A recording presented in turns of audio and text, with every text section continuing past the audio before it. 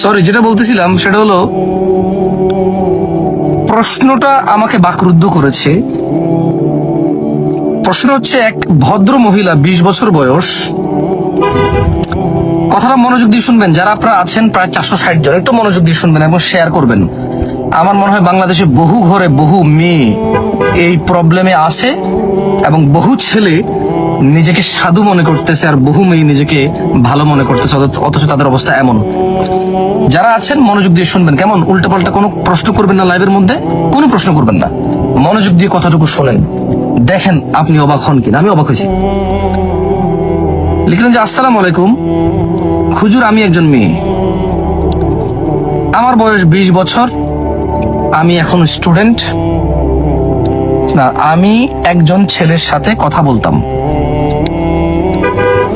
ওই ছেলে সৌদি থাকতো, আজকে 1 বছর হয়েছে আমরা বিয়ে করছি। কথাটা খেয়াল করবেন, পয়েন্ট টু বি নোটেড। আমি আবারও বলি, পয়েন্ট টু বি নোটেড। মেয়ে বলতেছে যে ওই ছেলের সাথে মেয়ের বিয়ে হয়েছে, কিন্তু কিভাবে বিয়ে হয়েছে দেখেন। বলে যে কিন্তু বিয়েতে কোনো সাক্ষী ছিল না। 1 নাম্বার পয়েন্ট, বিয়েতে কোনো সাক্ষী ছিল না। 2, কাজীও ছিল না। 2 number point to be noted. 3, উনি শুধু, মানে ওই ছেলে যে সৌদিতে থাকতো, সে শুধু কাবা শরীফে গিয়ে, মানে ওই ছেলে কাবায়, বাইতুল্লাহ, আল্লাহর ঘরে গিয়ে 2 রাকাত নামাজ পড়ে আল্লাহকে সাক্ষী করে বিয়ে করছে। চিন্তা করছেন?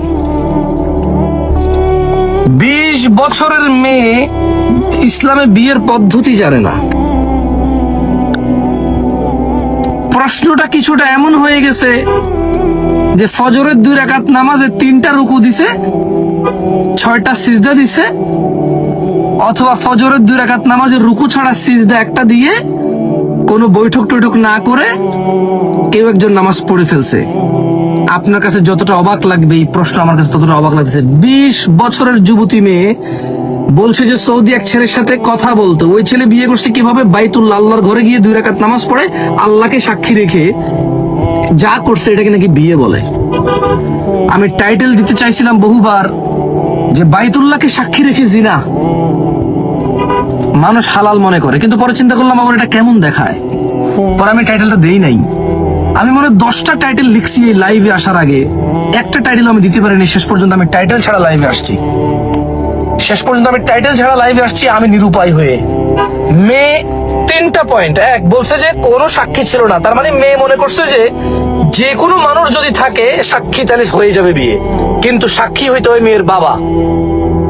আমি আবারও বলি, মেয়ে একে তো সাক্ষী ছিল না, তার প্রশ্ন ছিল যে কোনো সাক্ষী ছিল না, তাইলে কোনো সাক্ষী থাকলেই তো হবে না, বাপ থাকতে হবে, বাপ।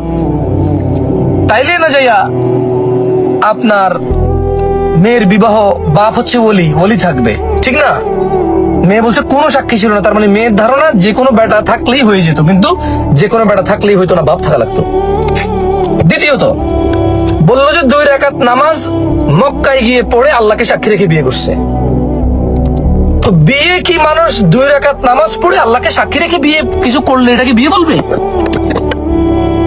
হ্যাঁ, এটাকে কি বিয়ে বলে? বিয়ে তো সাক্ষী থাকবে বাপ, বাপ তার মেয়েকে এত টাকা দেন মোহর ধার্যে ওই ছেলের কাছে, অমুকের ছেলে অমুকের কাছে বিয়ে দিবে, ছেলে কবুল করবে, গ্রহণ করবে, এটা হচ্ছে বিয়ে। কিন্তু হ্যাঁ, 1 প্যাকেট গোস্ত 2 প্যাকেট চাল দেন, তো এইটা হচ্ছে বিয়ে। কিন্তু সে বললো যে 2 রাকাত নামাজ মক্কায় গিয়ে পড়ে, বাইতুল্লাহ গিয়ে পড়ে, তারপর আল্লাহকে সাক্ষী রেখে বিয়ে করছে, অথচ সেটা তো বিয়ে না, জেনা ব্যভিচার। তারপরে তার প্রশ্ন, পরে তার ফ্যামিলি জানাজানি হয়ে গেছে, জেনে যাওয়ার পরে ফ্যামিলি মেনেও নিছে। এখন প্রশ্ন, ফ্যামিলি জানার পরে ফ্যামিলি মেনে নিছে, দেখবেন ফ্যামিলি জানার পরে ফ্যামিলি মেনে নিছে, এখন কি তারা জেনার মধ্যে আছে নাকি তাদের বিয়েটা হয়েছে? তার মানে সে নিজে অকপটে স্বীকার করলো যে বাইতুল্লাহ গিয়ে 2 রাকাত নামাজ পড়ে আল্লাহকে সাক্ষী রেখে তার তথাকথিত ধার্মিক হাজবেন্ড তার সাথে জেনার সম্পর্ক স্থাপন করেছে। আমি বলি নাই, সে নিজে বলতেছে যে পরে তার ফ্যামিলি জেনে গেছে, জেনে যাওয়ার পরে মেনে নিছে।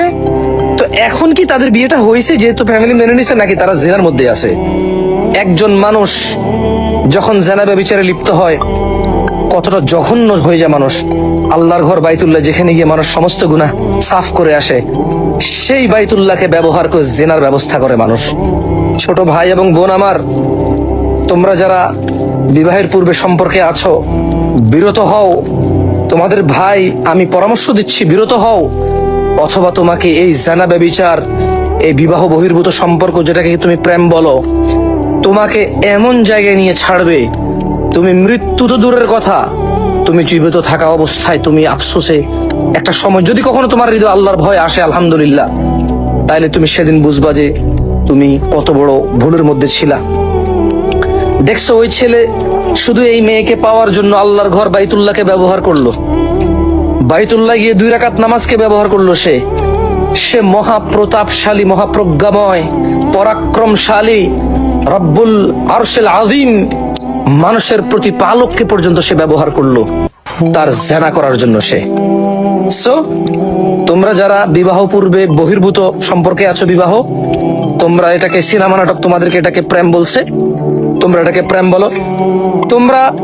আমরা এখন এমন এক জঘন্য জীবনে আছি যে জীবনে তুমি মায়ের পেটে বাচ্চাকে হত্যা করলে ডাক্তারি ভাষায় অ্যাবর্শন বলে ফেললে আর হত্যা মনে হয় না। এমন এক পৃথিবীতে আছি, এমন এক বর্তমান সময়ে পার করতেছি যা লজ্জাস্কর এবং যা জঘন্যতম এক সময় যাচ্ছে, যেখানে মায়ের পেটে মায়ের গর্ভে বাচ্চা হত্যা করে অ্যাবর্শন বলে, যেখানে বিবাহের পূর্বে ছেলে ও মেয়ে কথা বলা জেনাকে প্রেম এবং ভালোবাসা বলে। এমন এক বর্বর সময় পার করতেছি। জাহিলি যুগে এমন ছিল কিনা জানি না। জাহিলি যুগে মায়ের গর্ভে বাচ্চা হত্যা করতো না, কন্যা সন্তান হয়ে গেলে মেরে ফেলতো জীবিত হওয়ার পর, এবং তারা মনে করতো এটা হত্যা। কিন্তু আজকে মায়ের গর্ভে বাচ্চা হত্যা করে অ্যাবর্শনের নামে চালিয়ে দিচ্ছ তোমরা। বিরত হও ভাই আমার, বিরত হও। আর ইসলামে বিবাহর পদ্ধতি একটাই, মেয়ের বাবা মেয়েকে কোনো ছেলের কাছে বিয়ে দিবে। বাপ নাই, চাচা নাই, দাদা নাই, ভাই, এভাবে নিকটবর্তী একজন থাকতে আরেকজন চলবে না, প্রথম জন থাকতে দ্বিতীয়জন চলবে না। একটাই বিয়ের পদ্ধতি, আর কোনো বিয়ের পদ্ধতি নাই। গোপনে যে পুরুষ বিয়ে করতে চায় তার কাছে বিয়ে বসবা না, তার সাথে আত্মীয়তা করবা না। যে পুরুষ বলে যে আমি এখন বিয়ে করবো, জানাবো না, পরে জানাবো, খবরদার, তার সাথে আত্মীয়তা করার দরকার নাই।